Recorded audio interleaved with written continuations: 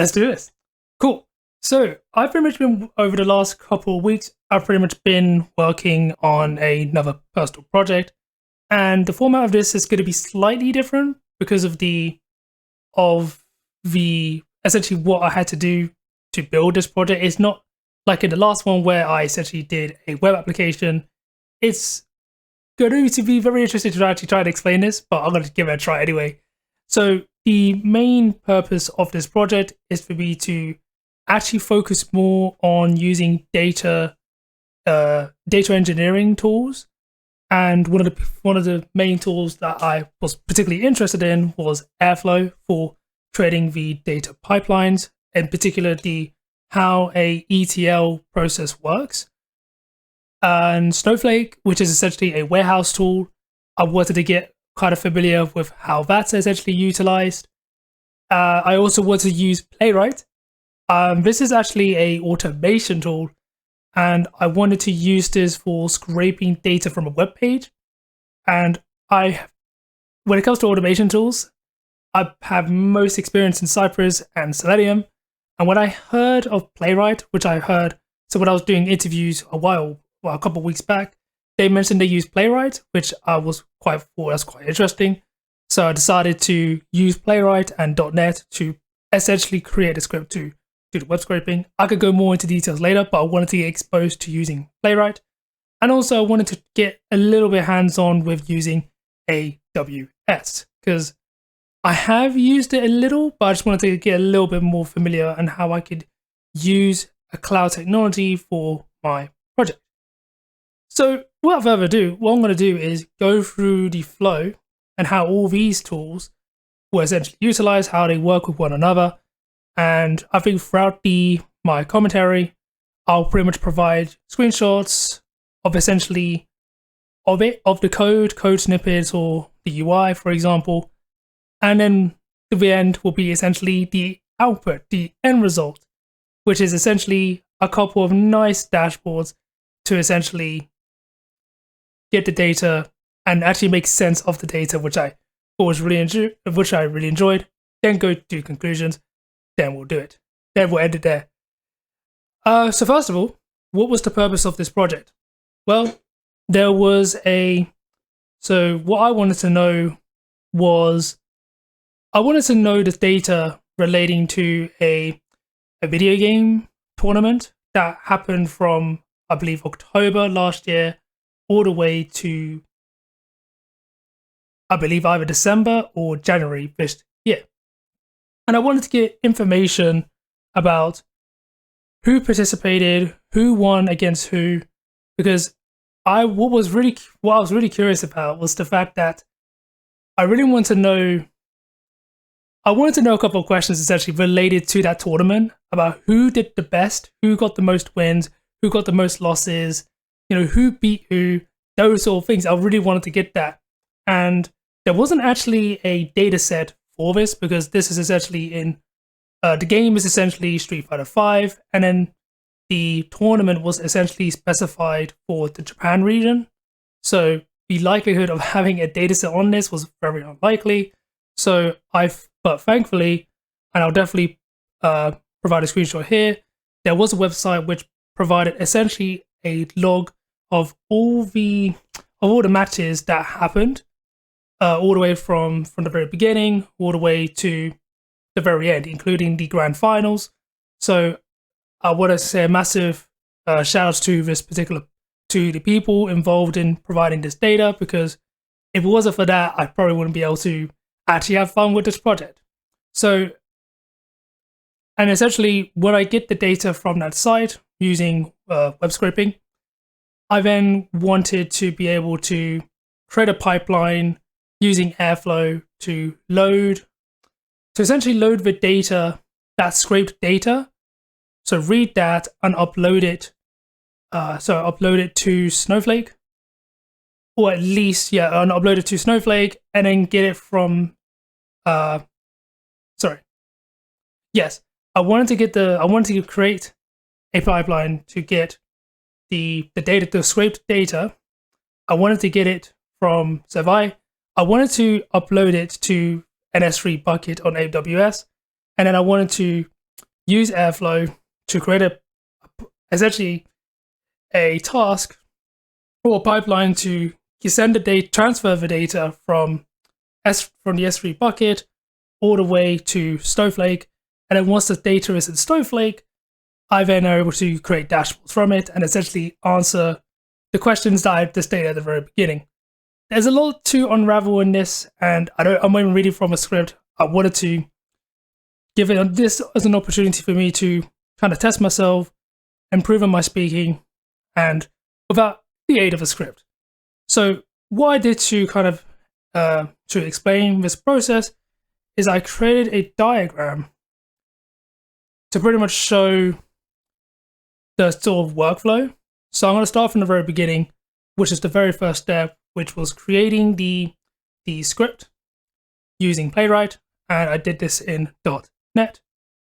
It essentially visited the webpage which contained the Street Fighter data that I was particularly interested in, and then once I was able to scrape the data from this page using Playwright, I then was able to write this data to a CSV file. I then uploaded the CSV data to an S3 bucket that I had to create. And I believe for this S3 bucket, I believe I had to create a policy on AWS console. I believe the tool was IAM. I need to create a policy to be able to allow anyone to essentially be able to read and write to that particular bucket. And the whole purpose of creating that policy is to allow Airflow or other tools to be able to get access to that, not only to the S3 bucket, but to be able to read that CSV data. So after creating the S3 bucket with that data inside of it, I essentially uploaded the data manually. I then tried to create, I actually was able to create an Airflow pipeline to essentially read the file from the S3 bucket. And that process actually worked, and I was able to achieve this using an S3 hook, which is, I believe, provided by the Airflow providers. I was able to use that hook to essentially download that particular file and be able to print it off. And I thought, okay, brilliant. And this required me to, create a connection string to get the Airflow to connect to the S3 bucket. And I was able to specify the correct file for it to download from. And I was able to, so essentially, the connection between the Airflow process and the S3 bucket, I was able to achieve. And one thing I wanted to mention as well is that for when it came to installing and setting up Airflow, I actually I pretty much used Docker and Docker Compose to essentially run Airflow in a Docker container. So essentially my infrastructure was essentially a Docker container. And Docker is something I haven't had much experience with. And that was something that was really interesting to understand about how you can have your own environment, you have your own infrastructure without having to run it without using any local resources, if that makes sense. So everything that I was using on Airflow, when it comes to running pipelines, set up the connections, all these things was actually set up in a Docker container, which is pretty cool. And one thing I want to note in this particular diagram is that the green arrows essentially means I was able to achieve it. But when it comes to the red arrows, such as the one between Airflow to Snowflake, I unfortunately wasn't able to be successful in this. So when it came to yesterday, I made an attempt to try and amend my existing Airflow pipeline to essentially transfer the data from the S3 bucket. So essentially send the data, the web script data that's inside the S3 bucket, and send that to Snowflake. Essentially send it to the warehouse. I unfortunately wasn't able to get accomplish this, more or less due to an infrastructure issue. So when it came to using one of the transfer operators, I think it's called S3 to Snowflake, something along the lines of that. And I believe it's a transfer operator. And I remember I had to use pip install to install that particular package. But when it came to actually testing this out, even though I was able to create the task for it, did was a import module, so essentially a module not found error. I tried browsing Stack Overflow, tried different solutions, and I unfortunately wasn't able to get to the right solution.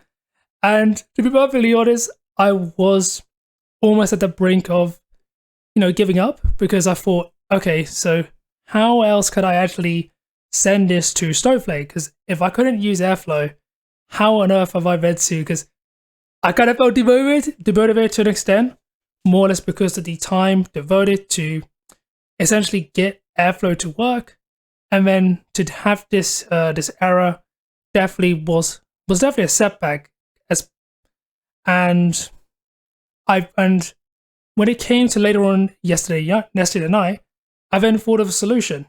I thought, what if we could create a script, an in node, and actually just try and read the data, or essentially extract the data from the CSV file, load that, and essentially load that into Snowflake.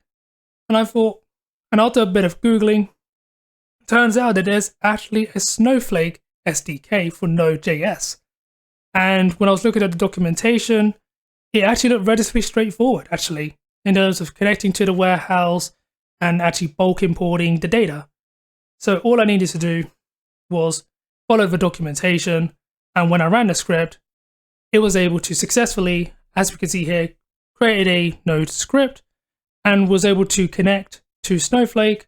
It was also able to extract the data from the CSV file and then import that into Snowflake.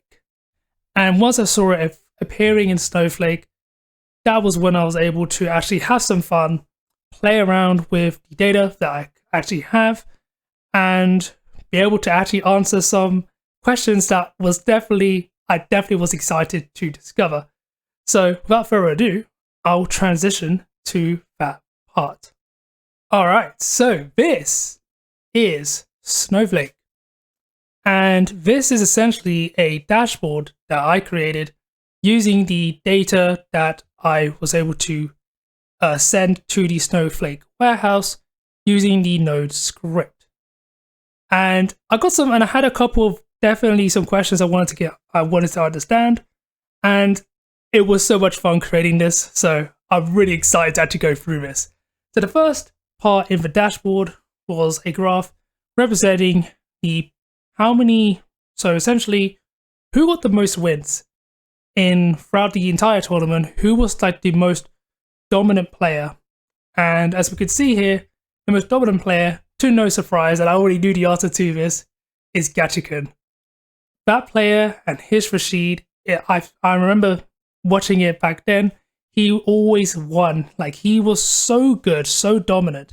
But what's very interesting was that we had Fudo, Dogura. In fact, I could even click into the data, and I think maybe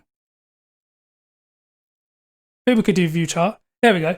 So we could essentially see Fudo, Tokido, Dogura, and this is consistent. I think to myself, wow, there's a good amount of players who actually did really well, including Nemo.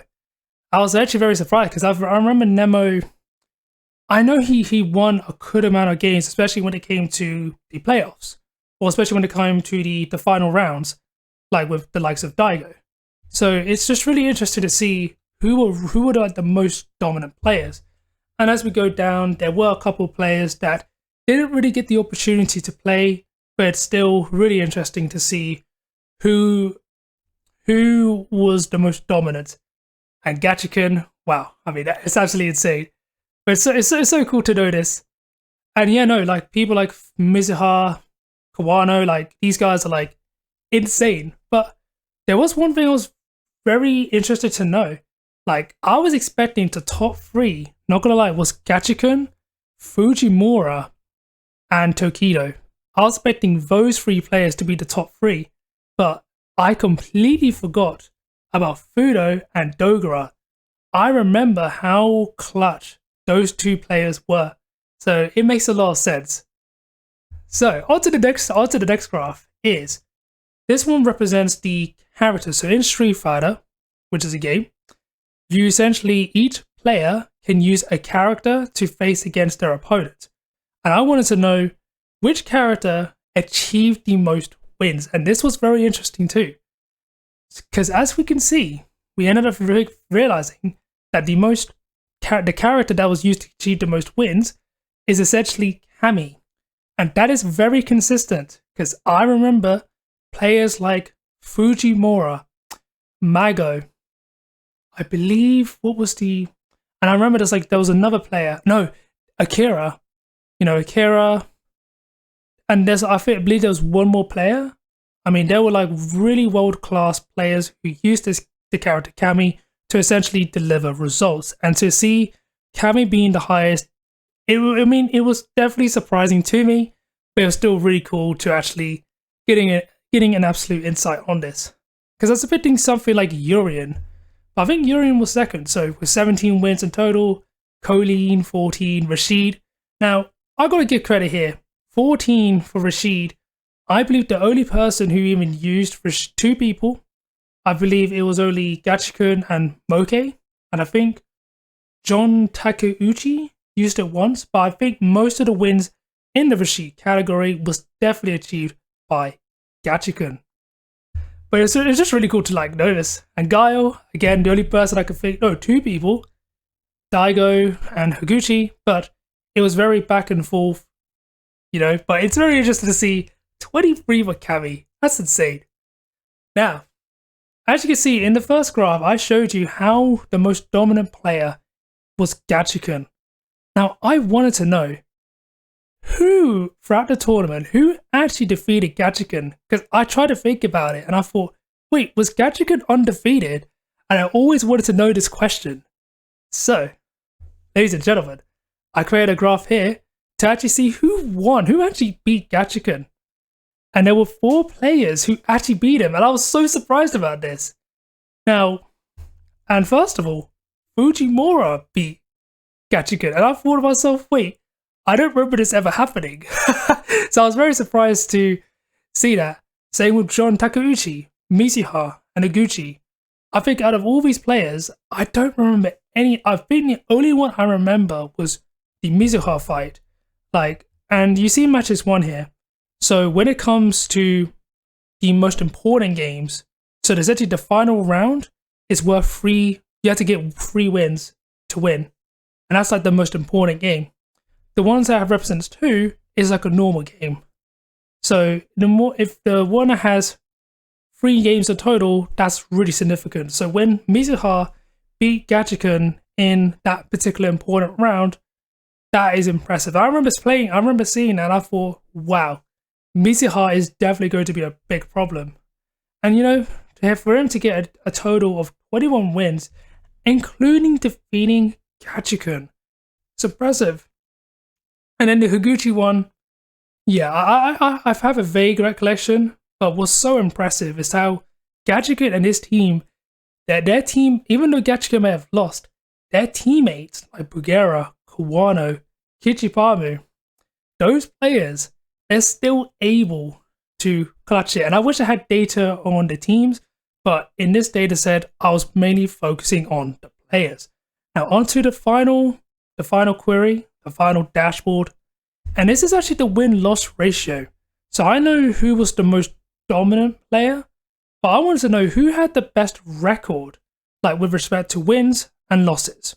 So as we can see in this graph, we essentially have the wins per player, the losses, and their win-loss ratio, which is essentially the wins divided by the losses. And to my biggest surprise, the top player was Fujimura. I mean, this guy literally won. He won 9 and only lost 2. And he got a 4.5 ratio for that. I thought, that is insane. And another surprise to me was Fudo. Fudo, I definitely remember him. He had a very, very good record. And I thought, wow, to only get so essentially have 10 wins and 3 losses, insane. And as we go in, we could see, players like Yanai, Dogura, Tokido, I think was a pretty good one. But I was curious about Gachikun. Gachikun had the same KD ratio as, not KD, I was trying to confuse myself with another game, but they have the same ratio as Tokido. And what I was expecting in this analysis was to actually I was thinking Gachikun, Pugera, Kawano. I was expecting them to be the top three, but I completely forgot about how dominant Fujimura was. And it's true because when I remember watching the series, every time I saw Fujimura played, I remember how dominant he was. He was so good with his kami. So amazing. And I was thinking to myself, just like Mizuha, these are the players who are the most dangerous. They're dangerous. And yeah, no, it was just actually incredible. And as we go down, I think, yeah, Shuto, Takachawa, and if they had like a negative ratio, essentially more losses to wins, I just essentially round it to 0 because I'm gonna allow it, you know? So I remember Tachikawa, but Tachikawa, MMOV, Shuto, these players actually had a lot of potential from what I remember from watching the games. It just came down to the fact they weren't able to deliver in the end, even though they're still world-class players. I remember how Tachikawa almost beat Gachikun and how Shuto was legit, the only person he beat was Tokido, and that's impressive in itself. But he was almost in the position to be able to annihilate John Takeuchi, but John Takeuchi did really well, actually, surprisingly well. In fact, his record is exactly the same as Daigo, and I remember John defeating Daigo, and when it came to the best of 3 series, when it came to the best of 3, the most important round, he did fantastic against Daigo, annihilate him. And then we see like we've got Bonchan, Nemo, Sako, you know, it's a fierce competition out here, especially when it comes to win-loss ratios. But again, the person I had to give credit for, like Fujimura and Fudo, incredible, just absolutely insane. Now, even though Kichiharu has only played 4 games, still, to have only 1 loss, I still think that is incredible. Absolutely incredible. And that is essentially my analysis, which was essentially done using the dashboard tool in Snowflake. And there were queries behind this. What I can do is, so I do have the queries behind the scenes, and what I can do is, like, throughout the video, I could just show snippets of it, or I could just put it in GitHub.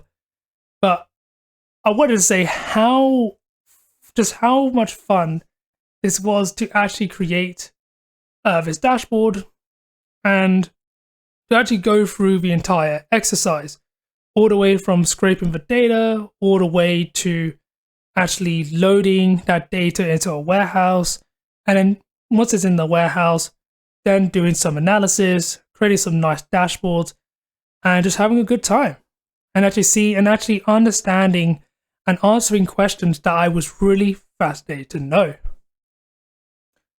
Alright, so before wrapping up the video, I wanted to mention what did I actually enjoy. So I want to do analysis and reflection on how I found this project. So, well, I guess my first question to myself is, what did I not enjoy? I'll definitely say that when it came to trying to deal with the Airflow setup, trying to fix the issue where the module that was needed to import the data from S3 bucket to Snowflake, it definitely got on my nerves, and I feel like it was definitely an infrastructure related issue. And I could definitely tell that dealing with such infrastructure issues is definitely one of my biggest weaknesses. And yeah, I think that was one thing that definitely threw me off. And I think, yeah, so I think that's the one thing I would definitely say about that was there's actually dealing with infrastructure related things. So using Docker, you know, especially when creating the Docker image, or essentially the YAML file, looking at that is just completely overwhelming and beyond me. And I thought to myself, yeah, I don't know how I feel about dealing with infrastructure stuff, or like, because I know this is used in, you know, CI tools such as Circle CI. So I know this is kind of like, I'm like, yeah, is infrastructure really for me? But that's the whole point of doing these projects, is to kind of understand what are your strengths, what are your weaknesses, what do you enjoy and what don't you enjoy. So that's one of the things I didn't enjoy. But I will say, what did I do? What did I enjoy? I really enjoyed just not giving up So even though I had that infrastructure issue, I still came up with a way to see how can we progress forward? How can I unblock myself? So because of the fact I wasn't willing to give up, I was able to use the documentation, the Snowflake, to load the data in Snowflake. And when I saw the data there, it really got me excited. And when I came around to trying to do the analysis and creating the dashboards, I had so much fun just to have fun and actually engage with the data to actually understand, oh wow, this is so true. Understanding things and learning new things from the data that I didn't even expect to anticipate. And I also, enjoy just seeing the visualization, the visual aspect, to essentially see my data, to see the data be presented in a nice, colorful format, in a presentable format, and essentially using SQL to actually try and do that. And yeah, no, I had so much fun. And yeah, I also enjoyed the problem-solving aspect that I had to deal with when it came to scraping the data using Playwright and .NET. That in itself was it was challenging because I had to figure out how can I extract the data and how can I create and get it into a format that I can essentially load into Snowflake. So there was a lot of playing around with it, a lot of experimentation, and a lot of refactoring too.